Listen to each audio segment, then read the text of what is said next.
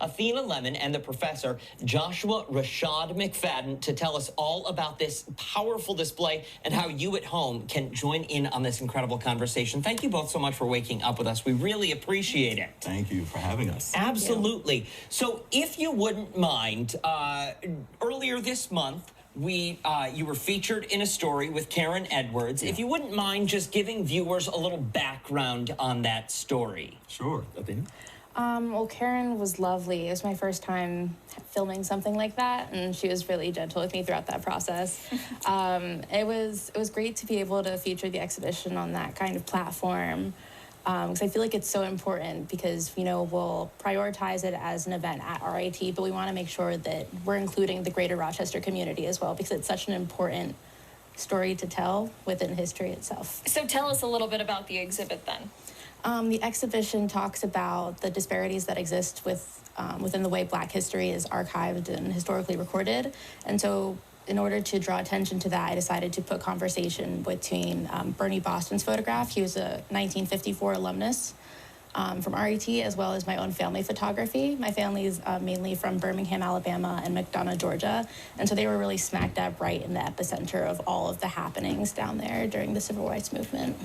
Some of the images we're seeing here from the story right here on your screen at home, they truly are incredible. Now, talk to us, how did this all begin? Where did the idea come from? Where did the inspiration behind this come from? Well, so I teach a course at RIT. I created a course called Race, Civil Rights, and Photography. And Athena was one of my first students in this course. And in this class, we actually take a look at Bernie Boston's archive that is housed at RIT. And I really wanted to include that in the curriculum so that students would know that, number one, a career in photography is possible, a very successful career is possible, but also that Bernie Boston was this historic African-American photographer that was here in our very own community.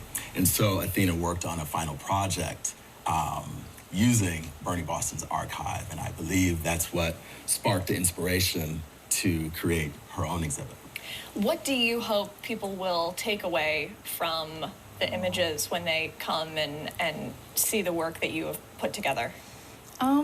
I guess first and foremost, I hope it makes them think more introspectively about, you know, their own personally recorded family history.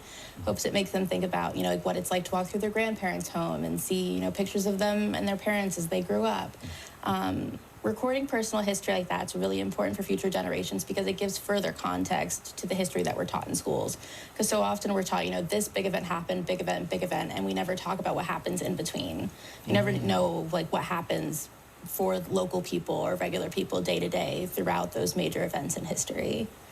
And so it's really just to draw attention to that and make people think more introspectively about the history that they learn in schools and how we're just supposed to, you know, kind of digest that information and regurgitate it without actually knowing the true implications of what happened during that time.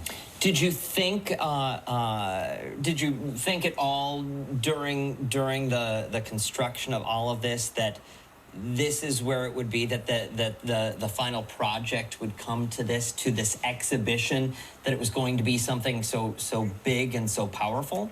You know, that's always the hope as an educator, that the students take the content and the curriculum and, you know, and live with it and take it beyond the classroom. It's always the hope, but to see it actually happen, you know, is just it's gonna be exciting. Yeah. It's so exciting, and we've gotten such a good turnout, and we're doing so much programming around the exhibit, and also working with the RIT archives with Elizabeth Call has been just so great. The fact that she made these access to these materials so available to us as educators and as well as the students.